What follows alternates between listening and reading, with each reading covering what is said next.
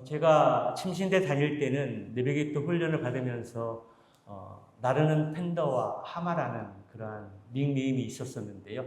그 별명의 닉네임이 뭐냐면 율동을 담당을 했었습니다. 그래서 수양회를 하게 되면 제가 팬더고 송요한 선교사 우리 대만에 나가 있는 친구 선교사가 하마였는데요. 나르는 팬더와 하마 그래가지고 수양회 하면은 앞에서 율동 준비해서 율동을 했었는데 우리 미서자매가 율동 참 예쁘게 아름답게 잘하잖아요. 따라가려니까 얼마나 몸친지 한 박자 넣고 나이 들어가는구나 생각을 했습니다. 그러나 마음만큼은 저도 어립니다. 그래서 막 따라가고 싶고 보조 맞추고 싶고 그런 마음들이 있습니다. 근데 오늘 아주머니 날 찬양하는데 너무 예쁘고 아름다워가지고 동영상에 담기는 했는데 우리가 어제 치유 세미나 목사님의 말씀의 또 중요한 포인트가 우리의 신앙생활은 즐겁고 기뻐야 한다는 거죠. 기쁘고 즐거워야 한다는 것이 아닙니까? 예배하는 것이 기쁘고 기도하는 것이 기쁘고 찬양하는 것이 기쁘고 함께하는 것이 기쁘고 아멘이십니까? 아멘. 그렇습니다. 우리의 신앙생활은 기쁨과 즐거움이 충만해야 합니다. 그런데 우리가 이제 치유 세미나하고 또 교정 실습을 했는데요. 여러분들이 믿는 대로 되어지는 것입니다. 그것이 만병통치는 아닙니다. 실상은 한 사람을 교정하고 치유하기 위해서는 기본적으로 10회 정도가 필요합니다. 이례적인 것, 그것도 뭐 3분에서 5분 정도 가지고 완전하지 않습니다. 그냥 몸의 상태를 점검하고 특별히 세미나를 통해서 우리의 맞는 음식들이 무엇인가, 피해야 하고 가려야 하고 또 취해야 될 음식이 무엇인가 그런 것들을 잘 귀를 기울여야 되고요. 3분에서 5분 정도의 짧은 그 교정은 맛보기에 불과합니다. 하나님이 우리를 만져주시고 고쳐주시고 치유하셔야 회복되는 것들이지 그것은 맛보기에 불과한 것이 그러나 그 목사의 말씀을 잘 듣고 믿음으로 받고 그것을 그대로 삶 가운데 실천하고 적용하면 하나님이 역사하십니다. 그래서 그거를 기초로 해서 여러분들이 먹어야 될 음식과 피해야 될 음식들을 잘 구분을 해서 또 식생활 습관을 새롭게 정립을 하고 또 몸의 교정들은 바른 보행 그리고 몸을 세워서 이렇게 걷고 하는 것들 가장 기본적인 것들이 그분의 또 이름을 치고 들어가면 목침 운동이 있습니다. 목침을 하나 구입을 해서 목부터 불화선 그리고 엉덩이 그리고 계속 부르기 그리고 이제 걷기 운동 그런 것들을 꾸준하게 하면 우리의 몸이 교정되고 하나님이 몸을 만져주시고 치유해서 잘 회복되고 건강한 모습으로 부흥의 길로 나갈 수 있을 줄로 믿습니다. 그리고 20몇 년 전에 이곳에 그분을 초청을 해서 강의를 듣고 또 이제 그 이후에 제가 바뀐 것 중에 하나가 짝다리를 이렇게 습관적으로 했었었는데 그 이후에 거의 20년 가까이 짝다리를 안 했어요. 다리를 올려놓지 않았어요. 몸이 흐트러지니까. 그런데 어제 한 1분 정도 저도 이렇게 기본적인 것만 만져주셨는데 허리가 걷다고 그렇게 말씀하시더라고요. 제가 20년 전에 목사님 말씀 듣고 짝다리를 하지 않았습니다. 어떻게 하면 바른 자세로 앉고 서려고 하는데 습관적이 잘 안 돼가지고 그랬지만 짝다리만큼은 제가 하지 않았다고 그랬냐고 그러시더라고요. 어쨌든 들은 것들이 내게 유익한 것들이 무엇인가 잘 기억해서 내 것으로 취하면 되는 겁니다. 그리고 그 몸을 교정하고 치료하시는 분은 하나님이십니다. 그분은 도구로 사용하시는 거고요. 그분의 가르침과 짧은 교정들을 통해서 잘 받아들일 건 받아들이고 마음에 불편한 거 있으면 그냥 버려도 됩니다. 상관없습니다. 그게 만병통치는 아니니까. 그래서 기도와 또 말씀 가운데 즐겁게 신앙생활하고 즐겁게 기쁘게 기도하고 말씀 가까이 하면 되는 겁니다. 그러면 하나님이 또 우리 가운데 또 만져주시고 필요한 것들을 채우시고 공급해 주실 줄로 믿습니다. 오늘 수양의 2일차를 맞이하고 이곳에서 우리가 예배를 드리는데요. 어제 개회 주제 설교를 통해서 치유와 회복을 통해서 부흥으로라는 주제를 가지고 그런 것들을 경험했던 성경의 인물 가운데 요셉이라는 인물들을 함께 살펴보았는데요. 그의 인생은 참으로 시작은 고달픈 인생들이었습니다. 사랑하는 어머니 라헬의 아들로서 야곱에게 사랑을 받고 야곱인가요? 야곱에게 사랑을 받고 칭찬받고 기용을 받았지만 그런 형들의 시기로 인해서 형들의 손에 의해서 노예로 팔려가게 되고 또 상인들에게 팔려서 보디발의 종이 되고 또 그 아내의 성적 유혹을 통해서 큰 위기가 있었지만 하나님께 죄질 수 없다고 해서 도망치고 또 그의 선한 충성스러운 일들이 이제 모함을 받아서 옥에 갇히게 되고 그리고 옥에서도 선한 일을 했는데 그 일들이 번성하지 않습니다. 계속해서 고난의 과정들을 걷게 되죠. 극적인 반전이 바로 바로 왕의 꿈을 해석함으로 말미암아 애굽의 국무총리를 세워주고 그리고 결혼하여 두 아들을 낳게 되었을 때 하나의 이름은 장남의 이름은 므낫세라, 둘째 아들의 이름은 에브라임이다.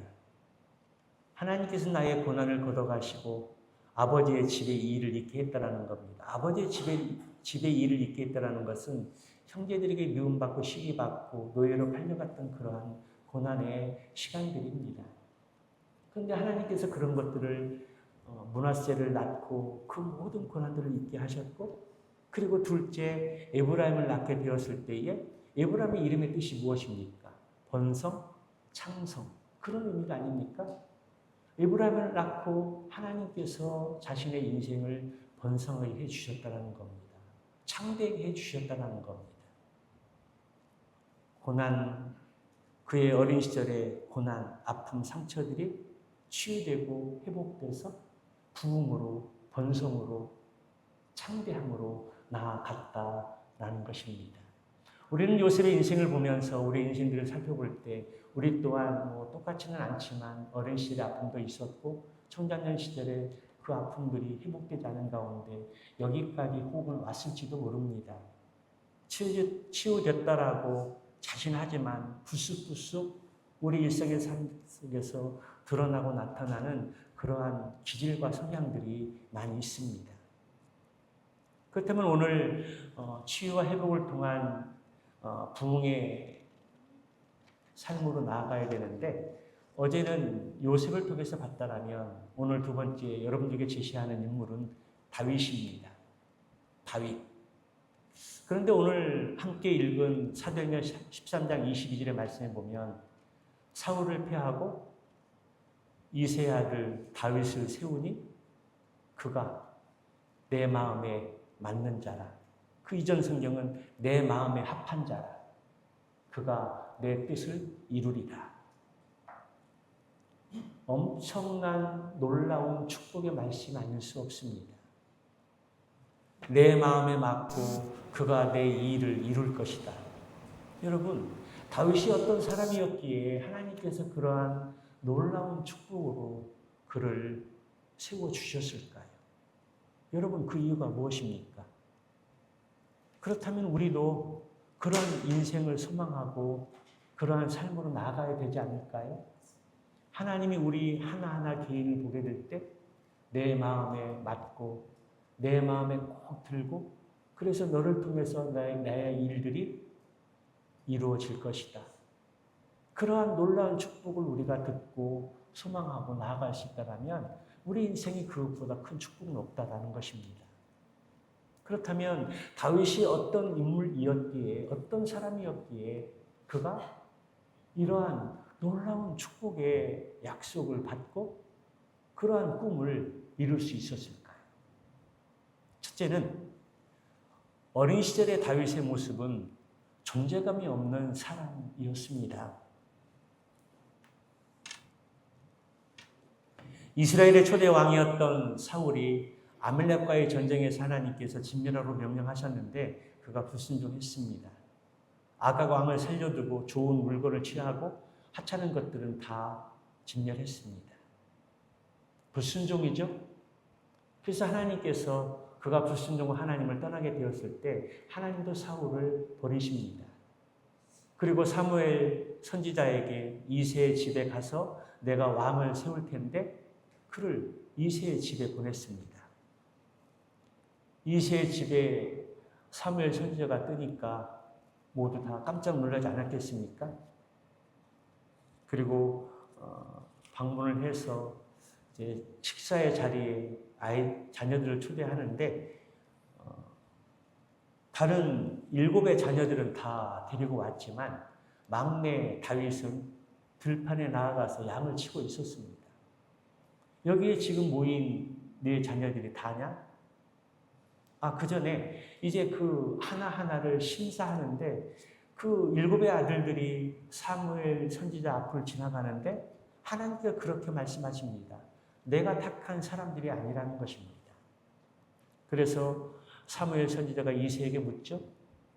네 아들이 다냐? 아닙니다. 막내 아들이 하나 더 있는데 그는 어리기도 하고 그리고 지금 들판에 나아가서 양을 치고 있습니다.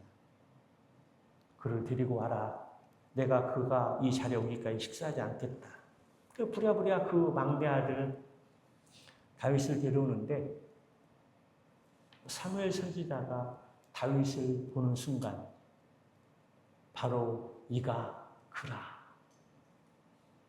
하나님이 예배해 놓으시고 택한 그릇, 하나님이 세우시게 하시는 인물이 바로 이가 그라. 그렇게 말씀하십니다.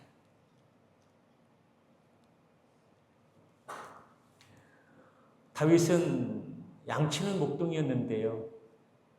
목동의 일들이 얼마나 고달픈 삶인지 모릅니다. 날마다 푸른 초장을 찾아 나서서 양들을 먹여야 하고 그리고 한 마리 양이 잃어버리지 않도록 늘 관리를 잘 해야 되고 날마다 고달픈 인생들입니다.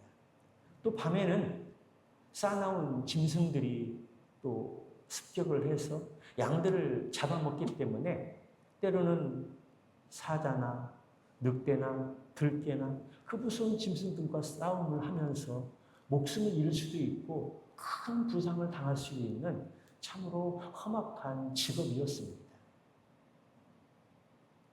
그런데 다윗은 그 목동의 일들을 거절하지 않았습니다. 충성스럽게 그 일들을 감당했습니다. 사자의 입을 찢어서 사자가 습격에 왔을 때 사자의 입을 찢어서 물리치고 그리고 양들을 지키고 보호했습니다.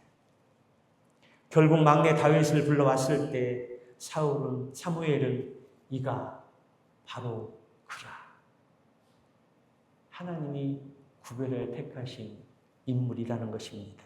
그래서 다윗에게 기름을 부어서 왕을 세웠을 때에 무엇이 임합니까? 하나님의 영이 임하게 되고 그 이후로 다윗과 함께하는 삶이 되었다는 것입니다. 얼마 후에 이스라엘 나라가 블레셋과의 전쟁을 직면하게 되었을 때 이제 징집 명령이 떨어져서 다윗의 형들도 전쟁터에 나가게 되는데 아버지가 몹시 궁금하니 아버지가 아들들을 전쟁터에 보내놓고 몹시 궁금해서 음식을 준비를 해서 다윗에게 심부름을 보냅니다. 형들에게 음식들을 전달해주고 형들이 안전에 있는지 평안한지 확인하고 오라는 것입니다. 그래서 다윗이 블레셋과의 전쟁에 심부름으로 갔는데 쩌렁쩌렁한 목소리가 흘러 들어옵니다. 하나님을 모욕하고 이스라엘 군대를 모욕하면서 겁쟁이들아 나와 싸우고 대결하자. 계속해서 그 블레셋의 장수 골리앗이 이스라엘을 또 하나님을 모욕하고 비방합니다. 그래서 다윗 마음 가운데 내가 나가서 저 장수와 싸워야 되겠다. 그럴 때 그 말을 큰형 엘리압이 듣습니다. 그리고 그가 다윗에게 화가 나서 말하기를 너는 어쩌자고 여기까지 내려왔느냐? 들판에 있는 양들은 누구에게 떠맡겨 놓았느냐? 이 건방지고 고집센 여서다. 내가 지금 전쟁을 구경하려고 내려온 것을 누가 모를 줄 아느냐? 꾸짖습니다. 단지 아버지의 신분을 왔을 뿐이고 또 음식들을 전달해 왔을 뿐인데, 그래서 블레셋의 장수 골리앗의 말을 듣고 의분을 가지고 그와 싸우려고 하는데, 그 말을 들은 형 엘리압이 그에게 핀잔을 주고 모욕을 주고 그리고 꾸짖습니다. 그렇게 했다는 것은 다윗이 평소에 형들에게 인정받지 못하고 또 하는 일마다 또 핀잔을 듣고 아마 그랬지 않았을까 생각이 되어집니다. 이렇게 다윗의 어린 시절은 존재감이 없었고 또 목동의 일을 하면서 형들에게 인정받지 못하고 무시를 받으며 자랐다는 것입니다. 여러분, 이런 환경 속에 어린 시절을 보내게 되면 그런 일들로 인해서 마음 가운데 우울감이 생기고 자존감이 위축되지 않겠습니까? 무슨 일을 하려고 해도 자신감이 떨어지고 눈치 보게 되고 또 피해가는, 도망치고 싶은 그러한 성격으로 성장하지 않겠습니까? 그런데 반전의 기회가 찾아왔습니다. 골리앗이 계속해서 하나님과 이스라엘 군대를 모욕하고 싸우자고 그렇게 앞에서 선봉에 서서 이야기할 때 다윗이 그 말을 듣고 이제 물맷돌 5개를 준비해 가지고 골리앗 장군 앞에 나아갑니다. 그러면서 그가 하는 말이 무엇입니까? 너는 칼과 창과 단창으로 내게로 나아오거니와 나는 만군의 여호와의 이름 곧 내가 모욕하는 이스라엘 군대 하나님의 이름으로 내게 나아가노라. 47절인데요. 같이 봅니다. 시작. 또 여호와의 구원하심이 칼과 창에 있지 아니함을 이 무리에게 알게 하리라. 전쟁은 여호와께 속한 것인즉 그가 너희를 우리 손에 넘기시리라. 다윗은 전쟁이 하나님께 속한 것을 알았습니다. 칼과 창과 단창, 무서운 무기를 가지고 승리하는 것이 아니라는 겁니다. 하나님이 내 편이냐 아니냐, 그것이 전쟁의 승패를 가늠한다라는 것입니다. 그래서 다윗은 골리앗에게 이 말을 선언하고 이제 달려가서 돌을 가지고 딱 던집니다. 그때 그 물맷돌이 이마 정중에 맞고 푹 쓰러지죠. 다윗은 그 기회를 놓치지 않고 달려가서 쓰러져 있는 골리앗의 칼집에서 칼을 빼고 그의 목을 베어서 죽입니다. 어린 시절 막내 위치에서 존재감 없이 목동의 일을 하면서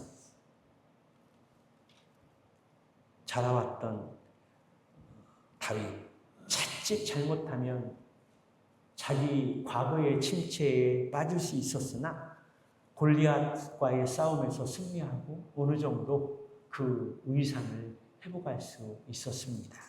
그것이 다윗의 어린 시절의 모습입니다.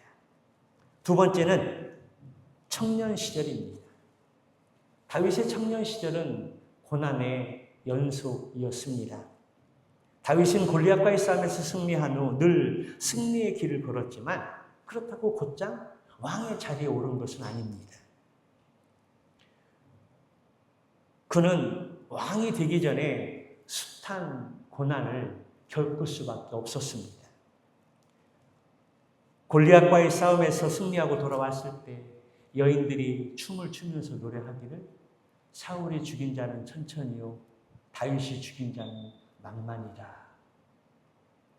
그 노래가 사울의 귀에 들려졌고 그 노래를 듣게 되었을 때 사울의 마음 가운데 불쾌감이 올라왔고 자존심이 상했습니다.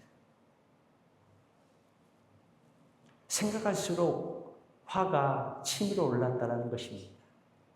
그리고 성경에서는 어떻게 말하냐면 사울이 그날부터 다윗을 주목하더라. 의심의 눈으로 그를 지켜봤다라는 것입니다. 질투의 눈으로 바라보았다는 것입니다. 그 후에 다윗은 사울에게 눈밖에 나서 약 12년 동안 도망치는 신세를 갖게 됩니다.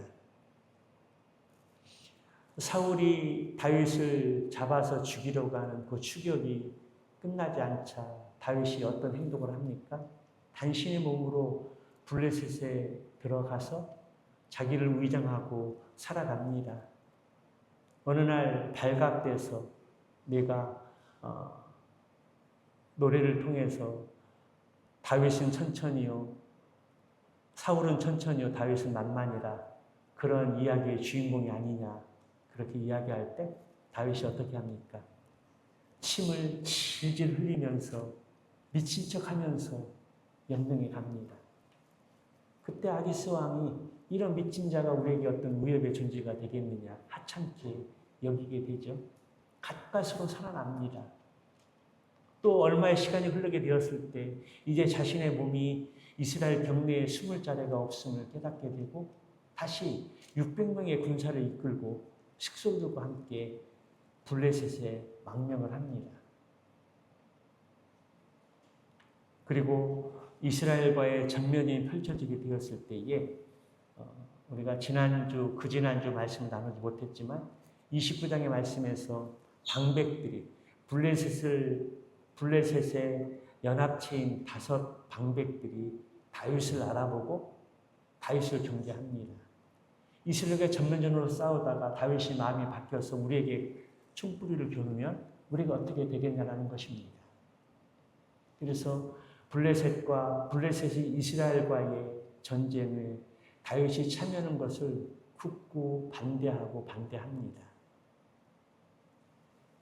그것이 하나님의 은혜요 기적이었다는 것들이 있죠. 전쟁에 참여하게 되면 동족상전의 비극을 겪게 되고 기름 부음받은 이스라엘 왕으로서 치명적인 오점을 갖게 되는 겁니다.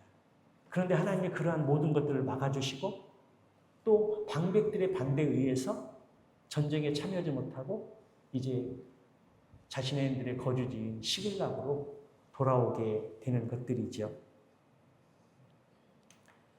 다윗은 장이 되는 사울 왕에게 시기와 질투로 인해서 10년 가까이 도망자의 신세를 살았고 또 사울의 미움을 받아서 본처인 미가를 또 다른 남자에게 사울이 시집 보냅니다. 사랑하는 아내도 빼앗깁니다. 그리고 기약 없는 도망자의 삶을 살게 되지요.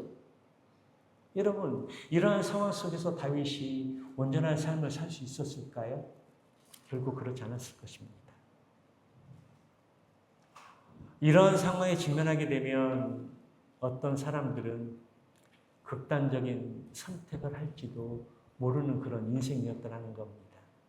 아내도 빼앗기고 기약 없는 도망자의 삶을 살고 또 어린 시절의 그런 우울감과 과거의 침체로 인해서 내가 살아봤자 무슨 인생의 낙이 있겠는가 그러면서 최후의 선택을 할지도 모릅니다.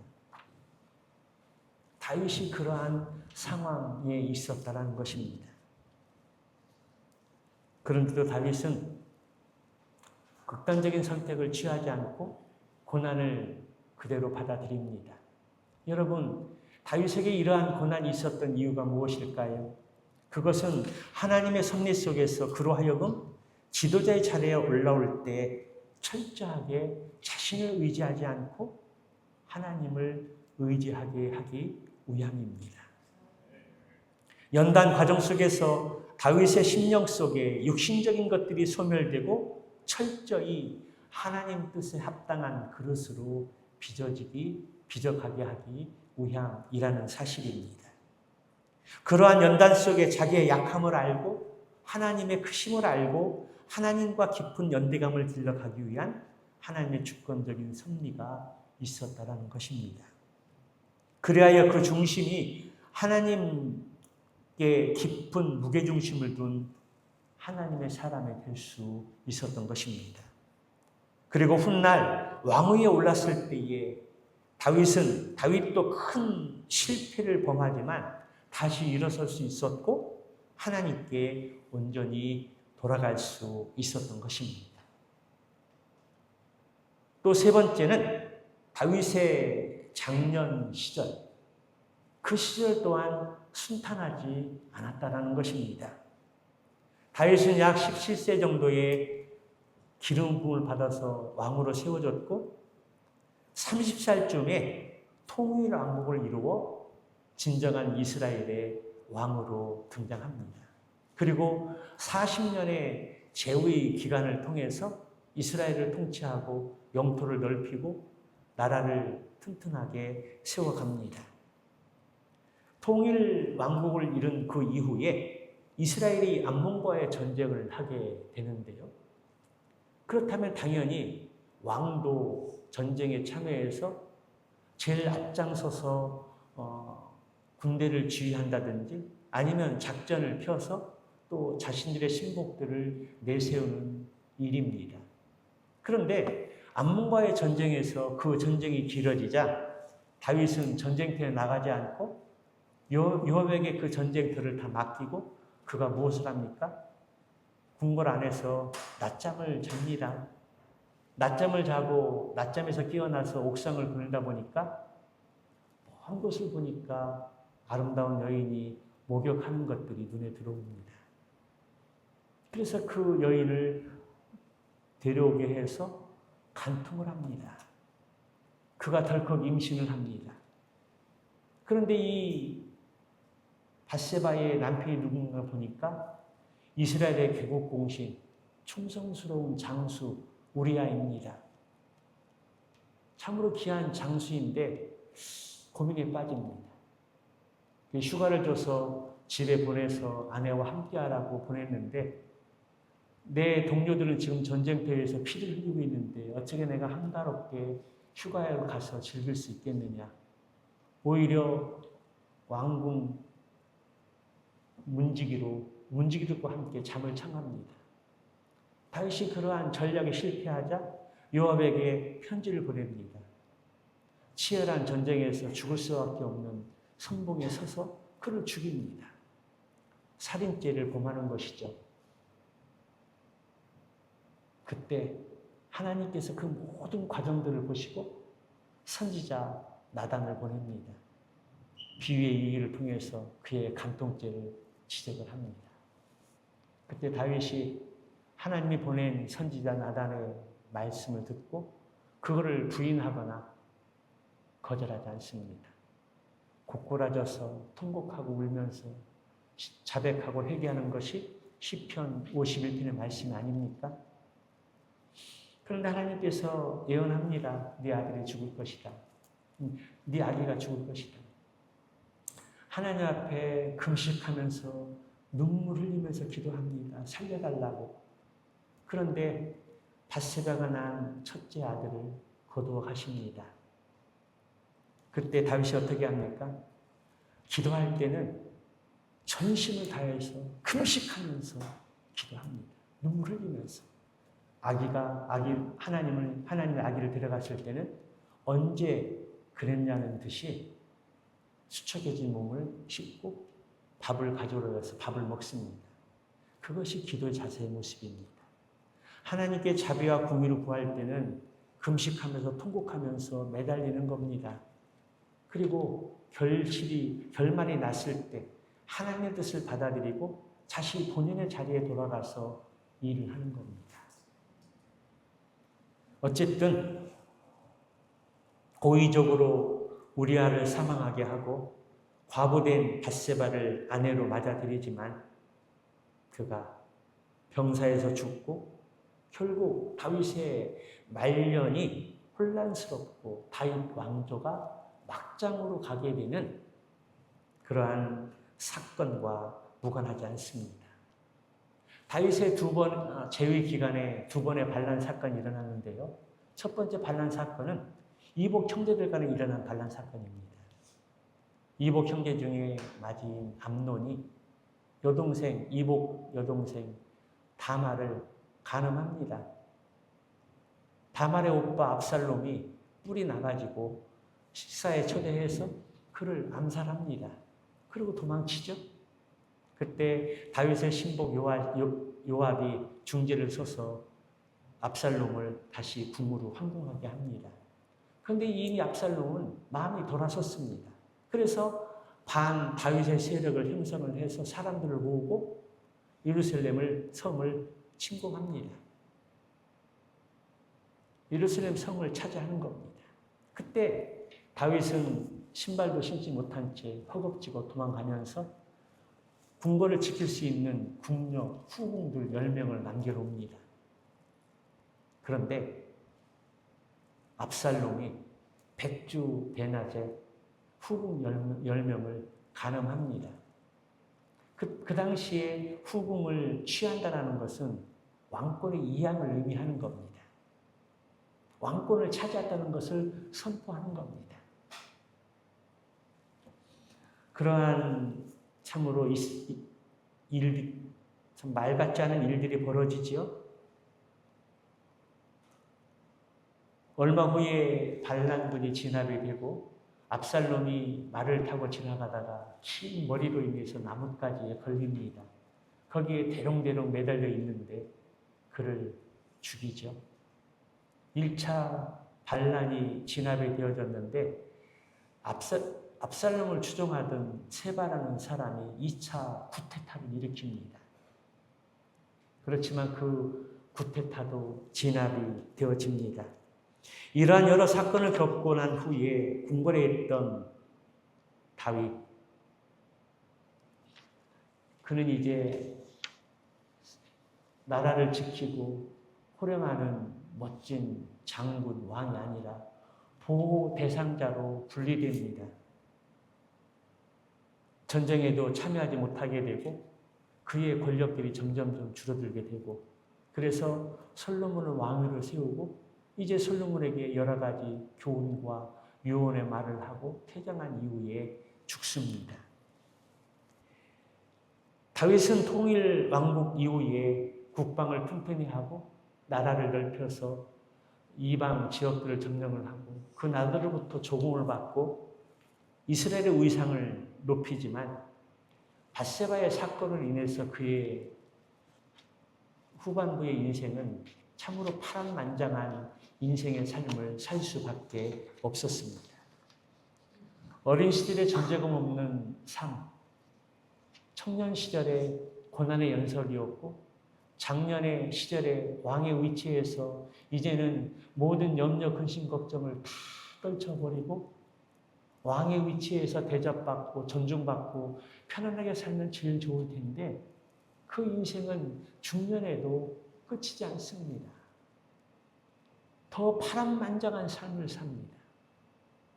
밧세바를 범한 후에 그 인생의 후반부는 그러한 일들로 얼룩이 집니다. 물론 중간중간 많은 역사들이 있었고 나라가 튼튼해지고 국방을 튼튼히 하고 영토를 넓히고 조공을 받고 그런 엄청난 일들을 했지만, 그러나 한편으로 볼 때는 밧세바를 범한 사건 그 이후에 참으로 그 가정에서 일들이 끊이지 않습니다.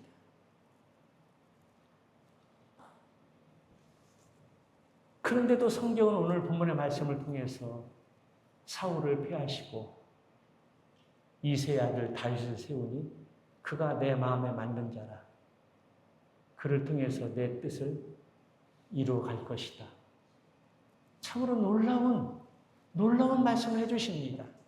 그의 어린 시절의 모습이나 청소년 시절, 청장년 시절을 보게 돼도 화려한 것들도 많이 있었지만 그 화려한 가운데 감춰져 있는 내면의 아픔과 상처와 치유되지 않은 많은 일들이 있었다는 것입니다.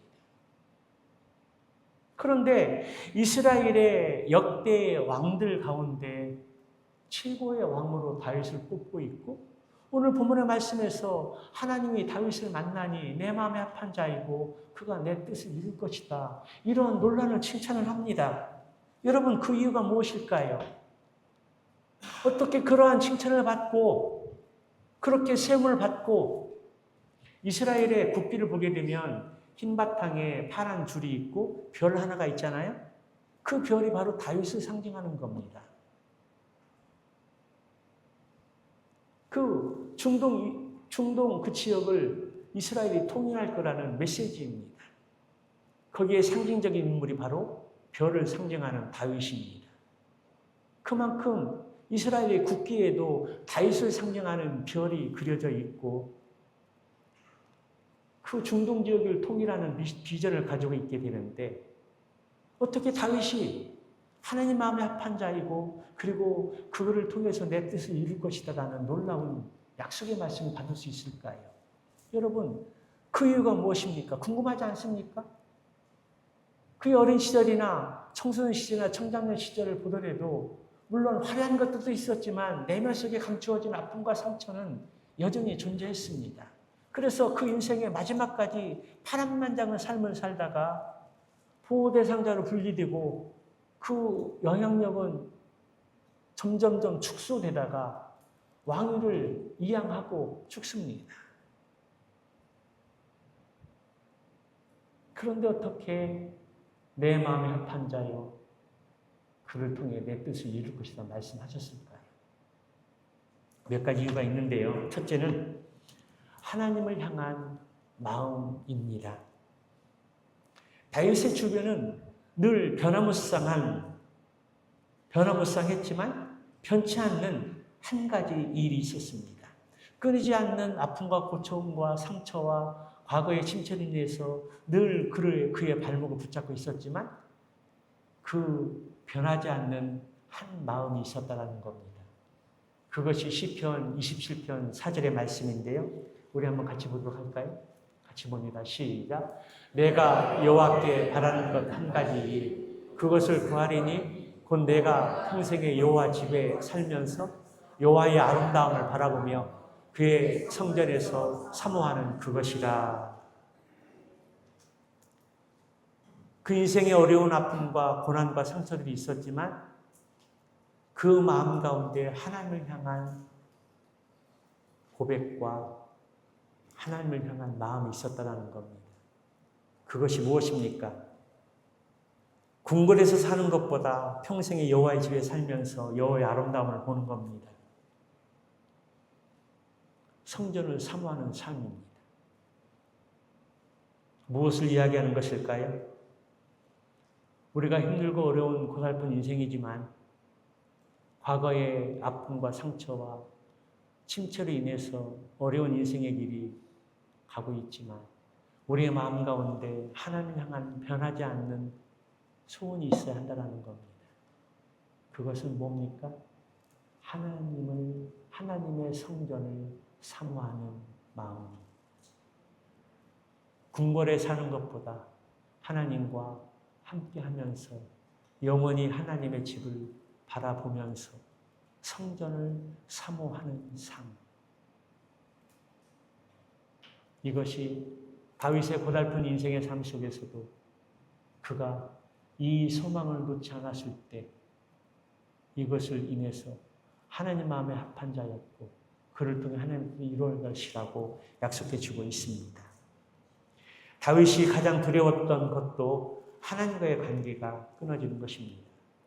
밧세바를 범한 후에 나단 선지자로부터 책망을 받고 시편 51편의 말씀에 회개의 기도를 지으면서 11절 12절의 말씀에 보니까 나를 주 앞에서 쫓아내리 마시며 주의 성령을 내게서 거두지 마옵소서.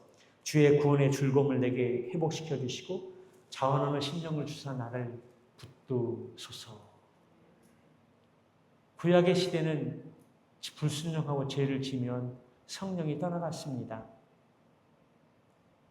사울의 인생 가운데 성령이 떠나갔을 때 악령이 그를 주장하고 번민케 했습니다. 다윗은 사울의 인생 가운데 성령이 떠나간 것을 목격하게 됐고 성령이 떠나갔을 때 그 인생이 얼마나 비참한 말로의 삶을 살았는지 너무나도 잘 알았습니다. 그래서 하나님 성령을 내게서 거두지 마옵시고 나를 버리지 마시며 성령을 거두지 마시고 구원의 즐거움을 나를 회복시켜 자원하는 심령을 내게 주옵소서. 그렇게 고백했던 겁니다. 다윗이 쓴 시편의 말씀들을 보게 되면 하나님께 집중하며 살았던 다윗의 마음을 엿볼 수 있습니다. 그가 하나님께 얼마나 집중하고 살았는지 평안하고 안정된 삶을 살았기 때문이 아닙니다. 그의 인생을 보면 고난과 고통이 연속이었고 억울함으로 정철된 인생이었습니다.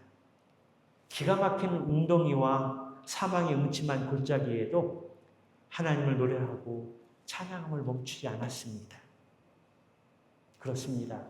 다윗의 생애는 하나님께 집중하는 삶이었고 하나님을 향한 마음을 가지고 있었기에 그런 인생의 어려운 고난과 고통과 역경 속에서도 하나님 마음에 맞는 사람으로 세워질 수 있었다라는 것입니다.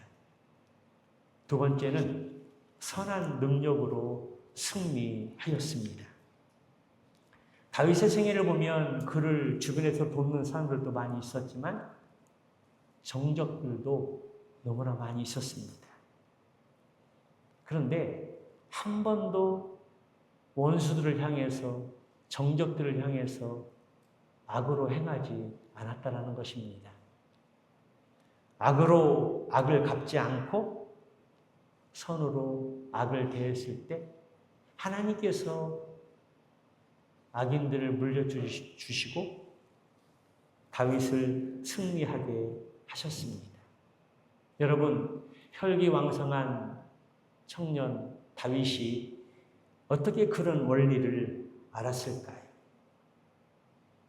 자기를 까닭없이 10여 년 동안 죽이려고 했던 사울, 그를 2번 정도 죽일 수 있는 기회가 있었지만 그는 자기 힘으로 자기 손으로 사울을 해하지 않았습니다. 첫 번째 이유는 하나님께서 기름 부어 세우신 왕을 내가 어떻게 임의로 할 수 없다는 겁니다. 하나님의 영역을 인정하는 겁니다. 하나님의 영역과 나의 영역, 내가 해야 할 영역과 내가 하지 말아야 될 영역, 이 선을 넘으면 하나님께 쓰임받지 못합니다.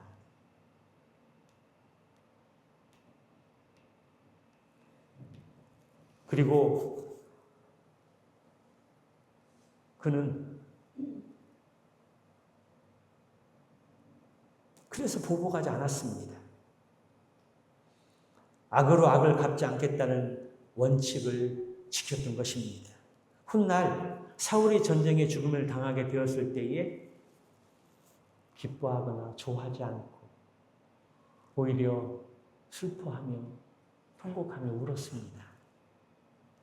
압살롬의 반역을 인해서 권좌에서 끌어내리게 되고 내려오게 되고 그런 고초를 당하면서 엄청난 창피한 일들을 다윗이 당했습니다. 아버지 입장뿐만 아니라 세상의 관점으로 보면 압살롬은 참으로 사악한 아들이었고 참 못쓸 아들이었지만 다윗의 마음은 그를 죽여 없애겠다는 생각은 눈큼만큼도 없습니다. 압살롬의 반란을 진압하고 그를 잡으러 가려고 할 때 수하 장수들에게 부탁합니다. 호의를 베풀어 달라고, 죽이지 말아 달라고 아주 간청을 합니다. 그리고 그가 죽게 되었을 때에 가슴을 찔리는 듯한 슬픔에 못 이겨서 성문 위에 있는 누각에 올라가서 슬피 울며 부르짖으면서 이렇게 고백합니다. 내 아들 압살롬아, 내 아들 압살롬아. 이름이 조금 압살롬하니까 표현이 그런데 이름입니다. 이름. 그런데 통곡하고 울면서 내 아들 압살롬아, 내 아들 압살롬아. 내가 너를 대신해서 죽었더라면 얼마나 좋았을까. 압살롬아, 내 아들 압살롬아. 여러분, 압살롬이 행한 행위를 보게 되면 죽어 마땅하지 않습니까? 능지 처참해서 죽여도 아쉬울 길이 없는 사악한 아들입니다. 그런데 그를 잡으러 가는 장수들에게 호의를 베풀어 달라고 부탁을 하고 그가 죽게 되었을 때에 통곡하고 눈물 흘리면서 내 아들, 내 아들, 내 아들, 내 아들, 내 아들 압살롬아, 내가 너를 대신해 죽었음을 좋아할 뻔했는데 내 아들 압살롬아, 통곡하고 울면서 슬퍼합니다. 이렇게 다윗은 대적을 악으로 갚지 않고 악을 오히려 선으로 갚았습니다. 왜 그랬을까요? 하나님의 선한 능력을 믿었기 때문입니다. 내가 죽이지 않더라도, 내가 해하지 않더라도 하나님의 뜻이면 그를 살려줄 것이고 아니면 그를 거둬줄 것이라는 겁니다. 이것이 바로 하나님의 선한 능력을 믿었던 다윗의 모습입니다. 세 번째는 고난 중에 거룩한 꿈을 꾸었습니다. 우리가 사는 이 세상은 꿈을 꿀 수 없는 세상입니다. 생존에 급한 세상을 살기 때문에 우리가 무슨 꿈을 꾸며 살 수 있겠습니까? 하지만 다윗은 최악의 상황에서도 아름다운 꿈을 꾸었습니다. 시편 57편 11절의 말씀인데요. 시편 57편 같이 봅니다. 시작. 하나님이여 주는 하늘 위에 높이 들린 주의 영광이 온 세계 위에 높아지기를 원하나이다. 다윗은 자신의 이 시편 57편이 쓰여진 배경이 뭐냐면 동굴에 숨어 있을 때 지었던 시입니다. 쫓기는 상황 속에서 언제 어떻게 잡혀서 죽을지 모르는 상황 속에서 굴 속에서 이 시를 노래합니다. 주는 하늘 위에 높이 들리시며 주의 영광이 온 세계 위에 높아지기를 원하나이다. 아둘람 굴에서 사울을 피하여 숨어 있으면서 이 노래를 부릅니다. 다윗은 생존에 염려되는 절박한 순간 속에서도 땅끝까지 하나님의 영광이 전파되기를 바라는 꿈을 꾸었습니다. 죽음의 위기 속에서도 하나님의 이름이 전파되기를 온 세계 위에 높아지기를 바라는 꿈을 꾸었다는 것입니다. 그랬더니 하나님께서 다윗을 영광스럽게 해주시고 모든 열방이 다윗을 섬기도록 역사해 주셨다는 사실입니다. 마지막으로 믿음을 계승했습니다. 다윗은 아들 솔로몬에게 왕위를 물려주었는데요. 그것은 허약한 나라가 아니라 견고한 나라를 물려줬습니다. 솔로몬은 다윗의 후광을 입어서 강한 나라를 세웠습니다. 솔로몬 시대가 이스라엘의 가장 번성했던 시기입니다. 더욱 중요한 것은 다윗이 솔로몬에게 믿음을 계승했다라는 것입니다. 열왕기상 2장 2절의 말씀 한번 보도록 할까요? 같이 봅니다.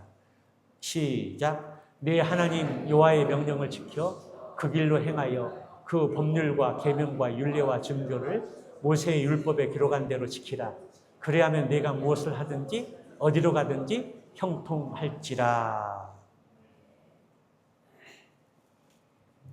다윗은 솔로몬에게 교훈하고 유언을 하면서 그런 이야기를 하는 것이죠. 하나님 여호와의 명령을 지키고 그 길로 행하고 하나님의 법률, 계명, 율례, 증거를 율법에 기록된 말씀을 그대로 지켜라. 그러면 어디를 가든지 무엇을 하든지 하나님께서 너와 함께 할 것이고 내 왕위가 영원할 것이다. 성도 여러분, 우리 믿음의 자녀들에게 무엇을 물려주고 싶습니까? 재산을 물려주는 것도 좋을 수 있지만 이익되지 않는 일들이 훨씬 더 많다고 합니다. 물려줄 재산도 없으십니까? 그러면 믿음을 물려주십시오. 재산이나 눈에 잠깐 편할 수 있는 눈에 보이는 유익한 것이 아니라 믿음을 물려줄 수 있는 유산을 가지시기를 바랍니다. 하나님을 경외하는 믿음은 자신에게 복이 되지만 그 자녀들에게도 영향을 끼치게 된다는 것입니다. 그래서 열왕기하 2장 4절의 말씀에 보니까 이스라엘 왕위에 오를 사람이 내게서 끊어지지 아니하리니 하신 말씀이 확실하게 이루게 하시니라. 믿음보다 더 좋은 보배가 없습니다. 다윗은 죽었으나 그의 자녀들, 후손들 가운데 믿음의 역사는 계속 이어졌고, 그리고 믿음의 계승을 하는 그 일은 우리의 생애 속에서 가장 소중한 사명이고 꼭 실천하고 행해야 할 영역이라는 사실입니다. 오늘 수양의 주제인 치유와 회복에서 부흥이라는 이 주제를 가지고 다윗의 생애를 살펴보았는데요. 다윗의 어린 시절과 청소년 시절, 그리고 청자년의 시절을 살면서 여러 가지 일과 사건을 통해 아픔과 상처로 그곳을 침체로 살아갔던 사람입니다.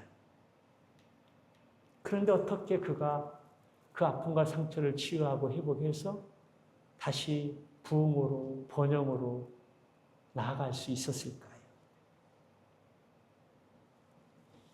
그것은 하나님의 은혜입니다. 어린 시절을 보더라도 어린 시절에 존재감 없는 그 어린 시절, 청소년 시절에도 계속된 고난의 연속, 장년 시절에도 파란만장한 그 인생이 끊이지 않았는데 그가 하나님 마음에 합한 자로 하나님의 뜻을 이루는 축복의 통로로 세워주시는 것은 하나님의 은혜입니다. 그가 하나님을 향한 선한 마음을 가지고 있었고 또 선한 믿음이 궁극적으로는 승리할 것이라는 것, 그리고 나를 통해서 하나님의 믿음이 높이 들려지고 또 올려지고 믿음의 계승을 통해서 힘써 삶을 살게 되었을 때 그는 아픈 과거의 상처와 침체로부터 치유되고 회복을 넘어서 부흥으로 나아갈 수 있었던 것입니다. 어제 개 예배와 오늘 주일 예배 요셉과 다윗의 인물을 통해서 우리는 침체와 또 아픔과 상처가 있는 우리의 삶을 다시 한번 점검할 수 있습니다. 그리고 그 아픔과 상처와 침체가 어떻게 회복되고 다시 부흥으로 갈 수 있을까? 오늘 다윗이 가졌던 그러한 꿈을 가질 수 있기를 바랍니다. 하나님의 성전을 사모하며 하나님을 향한 그 거룩한 마음들, 그리고 나를 통해서 하나님의 이름이 높여지는 것들, 더 나아가서 선한 능력, 악을 악으로 갚지 않고 악을 선으로 갚을 수 있는 믿음의 삶, 그리고 자녀들에게, 후손들에게 신앙의 가문을 물려줄 때 그러한 것들을 하나님이 귀하게 보시고 그가 참으로 어린 시절부터 장래에 이르기까지 파란만장한 고난의 인생이었지만 내 마음에 합한 자요 내가 그를 통해서 내 뜻을 이루갈 것이라고 약속해 주셨던 것입니다. 우리도 요셉과 같은, 다윗과 같은 인생을 살 수 있습니다. 두 인물을 통해서 우리의 아픈 과거와 상처들이 있고 그것에는 침체로 우리의 발목이 잡힌 사람들이 많이 있습니다. 우리 교회의 모습을 보게 되면 그런 일들이 참 많이 있습니다. 그런데 과거에만 머물고 침체에만 머물고 발목에 잡혀서는 안 된다는 겁니다. 하나님의 말씀으로, 능력으로, 내 힘으로도, 내 능력으로 되지 않지만 하나님의 말씀은 가능합니다. 하나님의 역사가 있으면 가능합니다. 우리의 과거와 아픔과 상처를 하나님께 내려놓고 당장 해결된 문제가 아니지만 내 자신을 진단하고 그것을 위해 하나님 앞에 내려놓게 될 때, 기도할 때 하나님이 일하십니다. 하나님의 역사하십니다. 하나님의 치료하십니다. 하나님이 회복시켜 주십니다. 그러면 우리는 다시 부흥으로 나갈 수 있습니다. 이 부흥은 숫자적인 것을 의미하지 않습니다. 내 삶이 회복돼서 하나님을 꿈꿀 수 있고, 나를 통해서 하나님의 영광이 드러날 수 있고, 나를 통해서 예수님이 흘러들어갈 수 있다면 그것은 참으로 놀라운 복된 인생이라고 여겨집니다. 하나님, 나의 과거의 침체와 아픔과 상처 속에서 우리를 치유하시고 하나님의 말씀과 기도로 회복시켜 주셔서 우리 교회가, 우리 개인의 인생들이, 우리의 가정이 다시 부흥으로 나갈 수 있는 결단과 헌신과 삶이 되시기를 주님의 이름으로 축원합니다.